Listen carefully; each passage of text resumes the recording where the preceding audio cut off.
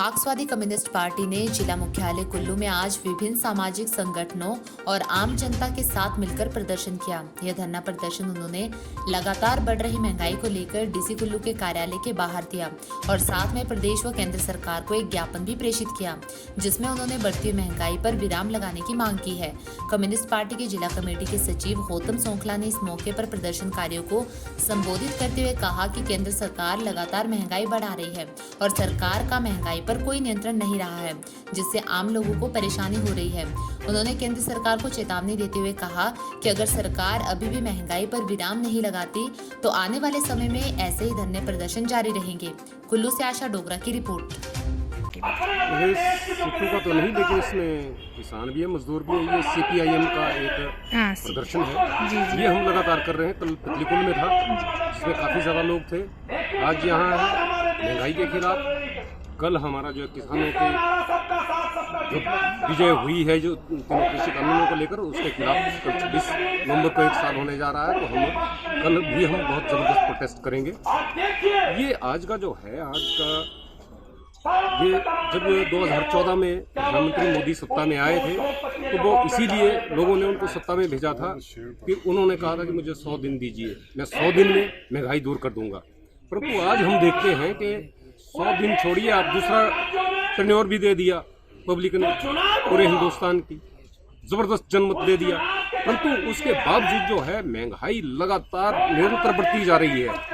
और आज आप चाहे खाद्य वस्तुओं के दाम देखो, चाहे सब्जियों के दाम देखो, चाहे आप रसोई गैस के दाम देखो, पेट्रोल डीजल के दाम देखो, डिपुओं में जो PDS के तहत हमें राशन मिलता है उसके दाम देखिए आप। ये जो लगातार महंगाई बहुत बड़े पैमाने पर की जा रही है, ये बहुत बड़ा षड्यंत्र है गरीबों को गरीब रखने का और अमीरों को अमीर करने का। ये खाई एक पैदा की जा रही है। इसलिए इसका विरोध जो हम करते हैं और आने वाले समय में इस प्रोटेस्ट को और ज़्यादा बढ़ाएंगे। अगर और ज़्यादा विरोध करेंगे, यदि सरकार नहीं टाइम पर चेती। अब जब झटके लगेंगे ना, तो अभी आपके सामने झटका हिमाचल में 4 सीटों पर लगा, तो राजस्थान में लगा, बंगाल में लगा, तो एकदम से दूसरे दिन को तेल के दाम कम हो गए। सबसे पहले मैं अपना नाम बताऊंगी। मेरा नाम ममता नेगी है।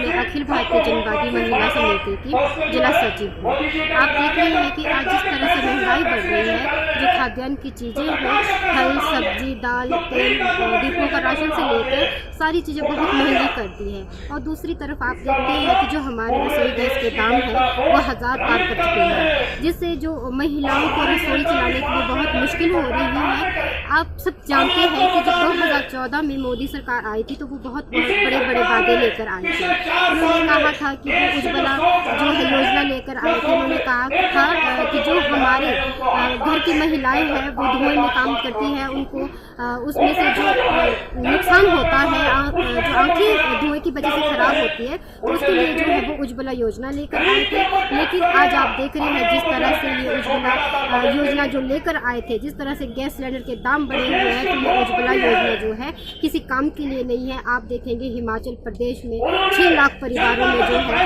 गैस सिलेंडर भरना बंद कर दिया है। वो इसलिए कि जिस तरह से ये गैस के दाम लगातार बढ़ रहे हैं। ये जो महंगाई के खिलाफ आज हम प्रदर्शन कर रहे हैं, इस तरह का प्रदर्शन आज पूरे देश में हो। और हमारी पार्टी ने तय किया था कि 10 नवंबर से 25 नवंबर तक हम महंगाई के विरोध में जगह जगह अभियान करेंगे, और जिसके तर्ज पे हमने जिला कुल्लू में भी की और कई जगह नुक्कड़ सभा भी की। हमारा मानना है, जो मोदी साहब की सरकार ने कहा था 2014 में कि मैं आऊँगा तो महंगाई कम कर दूंगा, लेकिन आज 7 साल से ज़्यादा हो गए हैं। आप जानते हैं महंगाई किस तरह आसमान छू रही है। आज दालों के रेट देखो आप, गैस के रेट देखो आप, सब्जी के रेट देखो आप, पेट्रोल डीजल के दाम का जहाँ तक जिक्र है, हमारी पार्टी की आज मांग है कि इस पर जो उत्पाद कर लगाए उसको आप कम करिए। पिछले 6 महीने में 40 बार पेट्रोल डीजल के दाम बढ़े इस देश में, और पिछले 6 महीने में 34,000 करोड़ रुपया उत्पाद कर के नाम से इकट्ठा किया केंद्र की सरकार ने। हमने कहा कि आपको ये कम करने पड़ेंगे देश की जनता को राहत के लिए, लेकिन सरकार का मानना था कि ये जो दाम है ये अंतर्राष्ट्रीय स्तर पे तय होते हैं। लेकिन देश की जनता ने, अभी उपचुनाव हुए हाल ही में, जिसमें थोड़ा झटका दिया है।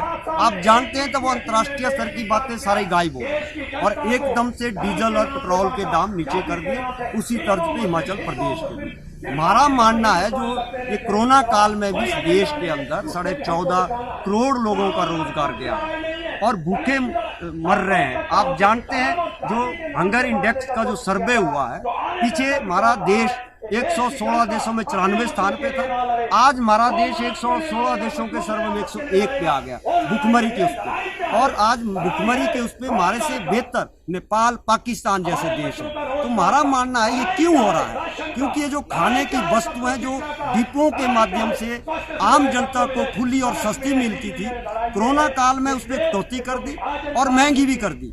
और हमारा आज का जो मानना है, जो मांग हम कर रहे हैं कि सरकारी डिपोओं में आप खुला राशन करिए और सस्ता इसको दाम पे दे दे, ताकि गरीब जनता 2 वक्त की रोटी खा सके। और ये पेट्रोल डीजल के लिए भी हम कह रहे हैं कि ये जो उत्पाद करे आपको नीचे लाने पड़ेंगे। और जिस तरह से देश के अंदर आज हालात पैदा हुए हैं आप देख रहे हैं, और देश की जनता को ऐसा लग रहा है महंगाई कम नहीं होगी। अब एक अस्वस्थ हो गई जनता की एक छोटा सा झटका देकर पेट्रोल डीजल के दाम नीचे आए। हमारी मांग इसको और नीचे करो, सिर्फ यही नीचे नहीं होनी चाहिए, जो आपका बस किराया है, माल भाड़ा है, तब ये सारी चीजें सस्ती होगी।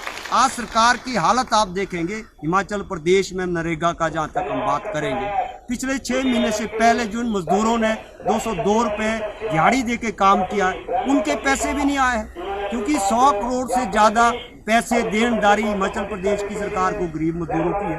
और आजकल पंचायत के काम ठप है, सरिया नहीं आ रहा, बजरी नहीं आ रहा, क्योंकि पैसा नहीं है। ये तमाम चीज़ें जो हम आज जो सरकार के सामने रख रहे हैं, निश्चित रूप से सरकार समझेगी। नहीं तो हमारी पार्टी ने ऐलान किया, जनता को हम लामबंद करते हैं। 2022 में हिमाचल प्रदेश में जो है आने वाले समय में एक और झटका भी दिया जा सकता है। आप जानते हैं जो किसान आंदोलन ने साबित कर दिया, और किसान आंदोलन को तोड़ने की बड़ी साजिश हुई है।